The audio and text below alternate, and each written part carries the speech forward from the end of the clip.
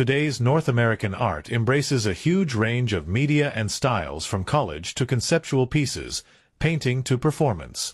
It also addresses a wide variety of issues, including consumerism and popular culture, racial and gender identity, and post-9/11 and post-Iraq War tensions. In the early 1990s, installation art and video appeared to hold sway in the North American art scene. Today, however, diversity reigns. Painting and performance. By the late 1990s, critics were pointing to the re-emergence of figurative painters, in particular John Currin, Elizabeth Peyton, and Lisa Yuskavage, who are all concerned with the way beauty is constructed in contemporary culture. Of the three, Yuskavage is the most controversial. Her female nudes are exquisitely painted yet borrow from soft pornography. Their brash, vulgarity quintessentially American. The North American art scene is no longer centered on New York. Mike Kelly works in Los Angeles drawing inspiration from punk and teenage culture. His work, which is musical, theatrical, and visual, combines elements of high and low art. He has often collaborated with Californian-based artist Paul McCarthy, whose performances feature psychopathic children's television heroes and sets covered with ketchup, mayonnaise, mustard, and chocolate sauce as substitutes for blood, sperm, sweat, and excrement. African American voices. Increasingly, African American voices are being heard in the art world. In RYTHM Mask, Kerry James Marshall creates a superhero comic book for the 21st century in which some ancient African sculptures come to life and fight a cyberspace elite that is losing touch with traditional culture. Many black female artists, such as Kara Walker and Kenyan-born Wangechi Mutu, is shaped like tackle gender and sexual identity along with racial from many culturally diverse sources. Since 9/11, including Japanese art has been political, Hopewell Indian such as the paintings of Jules de Ballancourt by American earthly exposed the divisions in American and 1970s. U.S. World Studies II in this painting de Ballancourt shows an inverted U.S. as an island, with mixed-up states, surrounded by the dark nations of the rest of the world. It illustrates America's internal disunity and uneasy relationship with the rest of the world after the invasion of Iraq in 2003. North America Today. Bruce Nauman, B. Fort Wayne, Indiana, 1941. Nauman works in a wide range of media, including sculpture, video, film, printmaking, performance, and installation, but it is ideas, not medium, that governs his work. He is concerned with how an activity or process can become a work of art and is inspired by the activities, speech, and materials of everyday life.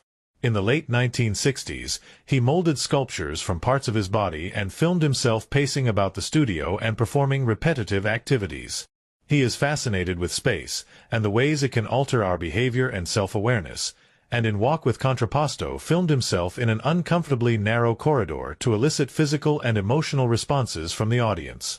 He displays words and phrases to question language as a means of communication and tool of control, often using wordplay and neon, a medium that calls attention to the object-like quality of words rather than their meaning. Lifeline. 1964 graduates from the University of Madison, 1965 to 66 University of California. Begins to make performance pieces and films 1966 moves to San Francisco. First one-man exhibition of fiberglass sculptures, 1979 to a ranch in Moves, New Mexico, 1999 videos himself doing repetitive tasks on his ranch. 2005 in the Tate Modern he shows Raw Materials, an oral collage created from playing 22 spoken texts. Anthro/Socio, Rhine Spinning. In 1990, Nauman started making video sculptures of stacked monitors and related wall projections. He began by videoing himself, but in this piece uses an actor.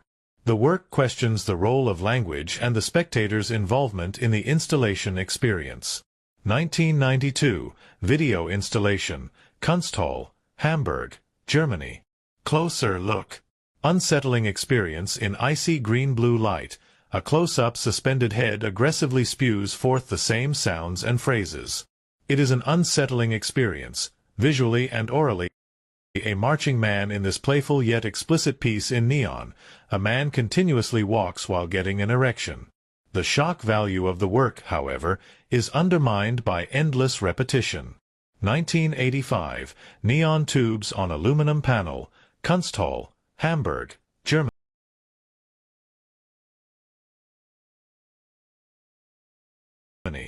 Norval, Morrisseau. B. Fort William, Ontario, 1931. D. Toronto, 2007. A self-taught painter, Morrisseau was a deeply spiritual First Nations Ojibwe.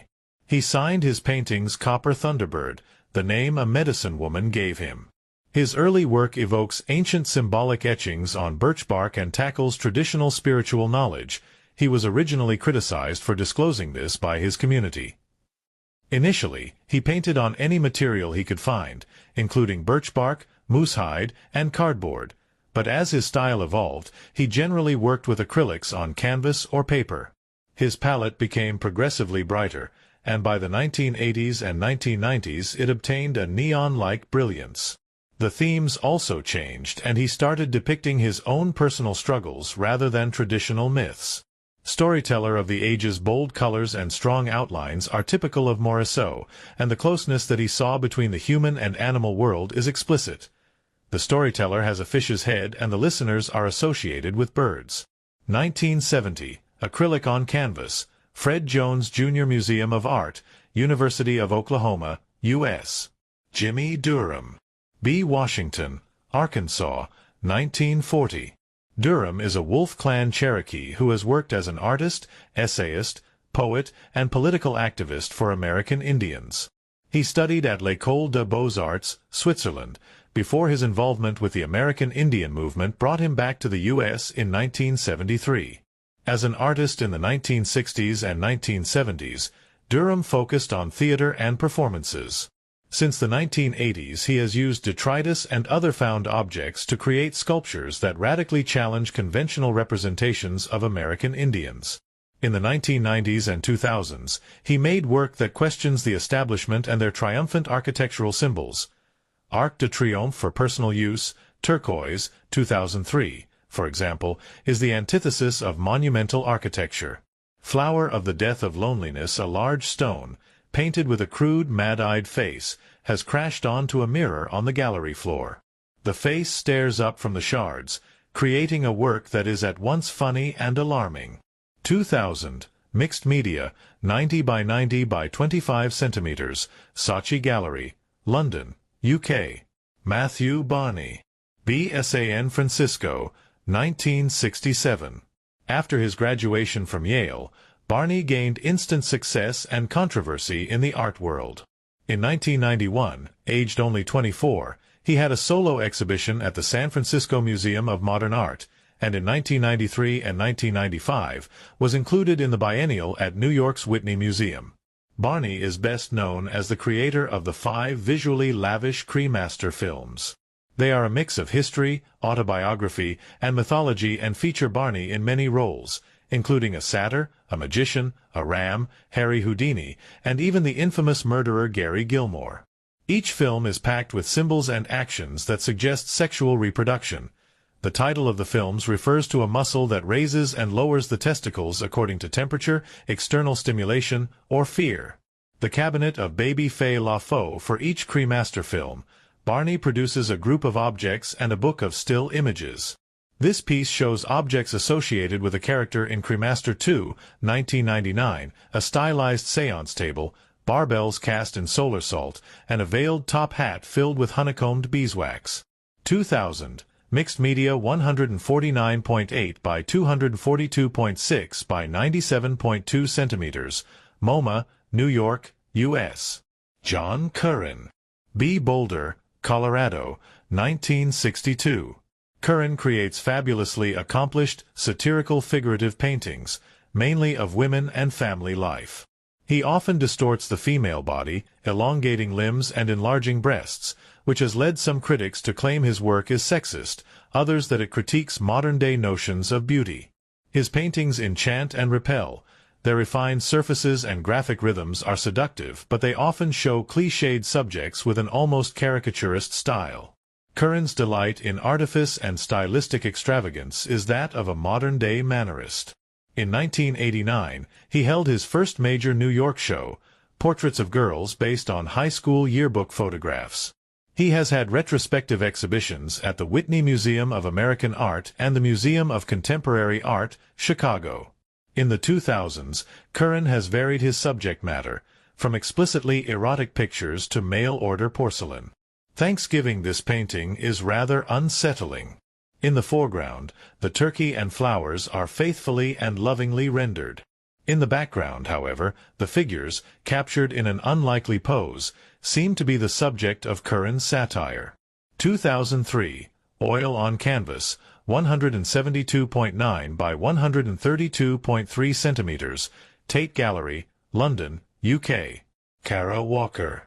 B. Stockton, California, 1969. Walker is an African-American artist who employs an old Victorian medium silhouettes to address contemporary issues, such as gender, sexuality, and race. She generally works by displaying cut-out paper figures on walls in room-sized installations. These figures fornicate and fight, and through them Walker challenges racial myths and stereotyping. The paper Walker uses to cut out most of the images is black, so rendering her figures black, the race of each character only visible through stereotype and caricature. In 1994, Walker graduated from the Rhode Island School of Design and had an acclaimed exhibition at the Drawing Center in New York. In 1997, she showed at the Whitney Museum Biennial Exhibition, and in 2002 represented the U.S. in the São Paulo Biennial. Section of artwork by Kara Walker, part of the Arts Mundi Prize. Here Walker seems to invert racial stereotypes. The animal-like figure with a tail and monkey face is cut out in white, while the Southern belle he appears to be ravishing is cut from black. From an exhibition at National Museum Gallery, Cardiff, Wales, UK. Maya Lin. B. Athens, Ohio, 1959. Maya Lin is a Chinese-American artist who creates sculptures, parks, and monuments. She was catapulted into the limelight in 1981 when, as a student at Yale, she won a national competition to design the Vietnam Veterans Memorial in Washington, D.C. The memorial, which initially met fierce criticism, consists of 2 black granite walls inscribed with the names of the fallen.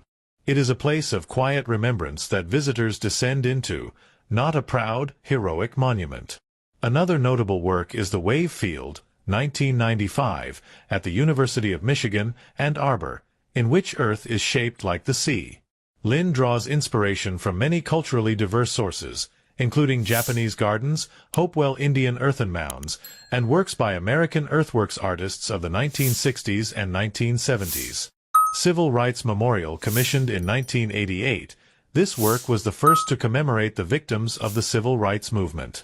The wall is inscribed with words Martin Luther King often quoted, "Until justice rolls down like waters and righteousness like a mighty stream." Water cascades over the granite, inviting the spectators to touch it. 1989, Black Granite, Montgomery, Alabama, U.S.